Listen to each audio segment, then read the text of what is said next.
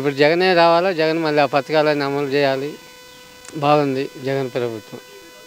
చంద్రబాబు వస్తే దీనికంటే ఎక్కువ సంక్షేమ పథకాలు ఇస్తాను, మహిళలకు ఉచిత బస్సు ప్రయాణం, ప్రతి ఇంటికి గ్యాస్ సిలిండర్లు, అవన్నీ మాయ మాటలేండి. ఇంతకుముందు ఈ పథకాలని అంతకుముందు ఏం చేశాడు? 14 సంవత్సరాలు చేశాడు కదా. 14 సంవత్సరాలు ఒక్క పథకం కూడా పెట్టాడా? ఏమీ లేదుగా.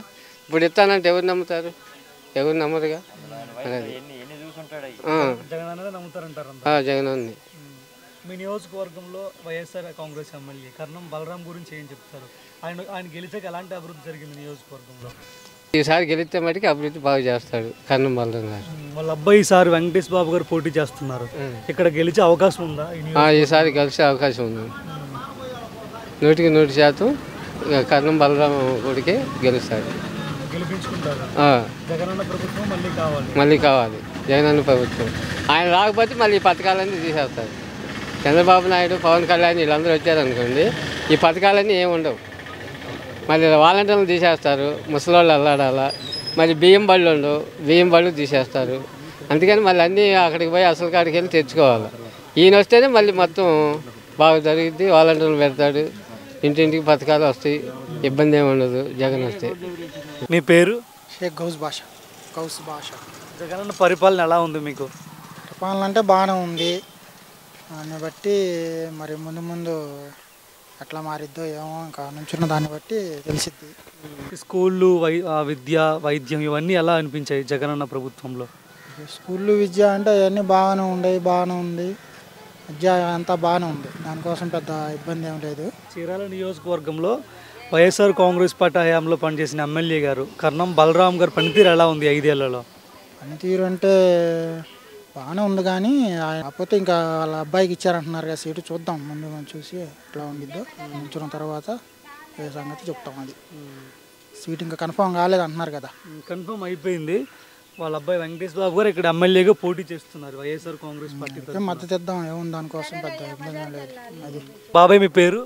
మా పేరు నీరుగడ్డ వెంకటేశ్వర్లు. చీరాల నియోజకవర్గంలో వైఎస్ఆర్ కాంగ్రెస్ పార్టీ తరఫున బలరాం గారు ఎమ్మెల్యేగా పనిచేశారు. ఆయన హయాంలో వాళ్ళ అబ్బాయి గారు కూడా నియోజకవర్గంలో చాలాసార్లు తిరిగారు. ఎలాంటి అభివృద్ధి పనులు జరిగాయి? అసలు అభివృద్ధి జరిగిందా ఇక్కడ? అభివృద్ధి జరిగితేనే మళ్ళీ గెలుస్తాడని చెప్పి అంటున్నాయి. దాదాపు 20 ఏళ్ళు పైన మాటే గెలుస్తాడని చెప్పి అంటున్నారు. అది అయితే ఈ నియోజకవర్గంలో వాళ్ళు ఎలాంటి అభివృద్ధి చేయలేదు, జనాల్ని భయపెడుతూ పరిపాలించారని టీడీపీ వాళ్ళు చెప్తున్నమాట. అవన్నీ లేదు, భయపెట్టింది ఎవరు లేదు, ఏ గొడవలు లేవు మాకు ఇక్కడ. ఆయన అభివృద్ధి చేయబెట్టాక మళ్ళీ 20 ఏళ్ళు మెజార్టీ అని ఏ సర్వే పెట్టినా కూడా ఆ మాట చెబుతున్నారు. మేమైతే వైఎస్ఆర్ పార్టీను మేము ఇంకా ఆయన గెలవాలని మేము కోరుకుంటున్నాము. అది విషయం. కర్ణం వెంకటేష్ బాబు గురించి మీరు ఏం చెప్తారు? ఆయన చూసే ఉంటారు, ఆయన వ్యక్తిత్వం అలాంటిది. వ్యక్తి చాలా బలరాం గారు కూడా మంచోడాను. అంతకుముందు ఎప్పుడో ఏదో గొడవలు ఉండే, కానీ ఇప్పుడు అసలు ఏమి లేవు. మాకు చీరలు వచ్చినాక అసలు ఆ గొడవలు అనేది అసలు లేవు. అన్ని ప్రతి వార్డుకి తిరిగి ఆయన అన్ని పనులు చేపిస్తున్నాడు ఆయన. వెంకటేష్ బాబు బలరాం గారు. అది అయితే ఆ మంచి సపోర్ట్ లేకపోతే వెంకటేష్ బాబు ఇక్కడ గెలవరు అని వార్తలు వస్తున్నాయి. సపోర్ట్ అంటానికి ఆ మంచికి ఇక్కడ సీటు నుంచి తొలగించి పొచ్చూరేశారు కదా ఇన్ఛార్జిగా.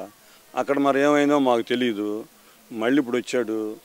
ఆయనకి మరి సీటు ఎక్కడ మరి లేపబట్టి కాంగ్రెస్లుగా అనుకుంటున్నారు, నాకు తెలియదులే. మరి దాంట్లోకి వస్తే మరి ఏం చేస్తాడు ఆయన? ఇండిపెండెంట్గా చేస్తాడో మరి ఏం చేస్తాడో తెలియదు. సపోర్ట్ అయితే ఆయన ఇవ్వడం అనుకుంటున్నాం మేము. ఇవ్వకపోయినా ఈయన గెలుస్తారు వెంకటేష్ బాబు గారు, అనుమానం లేదు. అది జగనన్న పనితీరు ఎలా ఉంది? ఆయన ఏమన్నా అన్ని పథకాలు మొత్తం అన్నీ వచ్చినాయి, మా ఇంట్లో వచ్చినాయి, అందరికి వచ్చినాయి. ఇక దాని గురించి చెప్పుకునేది ఏమి లేదు. మేము ఆ పార్టీ అభిమానంతో చెప్పటం కాదు, అందరికి వచ్చినాయి. మాకు నేను రైతు భరోసా కాడి నుంచి మాకు అన్నీ వచ్చినాయి, మా కుటుంబంలో వచ్చినాయి. పక్కన వాళ్ళు కూడా మనం వింటుంటాం కదా, వచ్చిన వాళ్ళు కూడా మాకు ఓటు ఇష్టం లేని వాళ్ళు కూడా వచ్చినా కూడా వాళ్ళు మాకు అయ్యి రాలేదు ఏదో చెబుతూ ఉంటారు. మొత్తానికి చేరిని జారకుండా అంటే ఎవరికి లేవు. గెలుస్తారా జగన్ మరి? ఖచ్చితంగా. అంటే ఎన్నైనా మెజారిటీ మనం ఎన్నని చెప్పలేము, ఖచ్చితంగా గెలుస్తాడు. దానికోసం మేము కూర్చుంది, మేము కృషి కూడా చేస్తాం.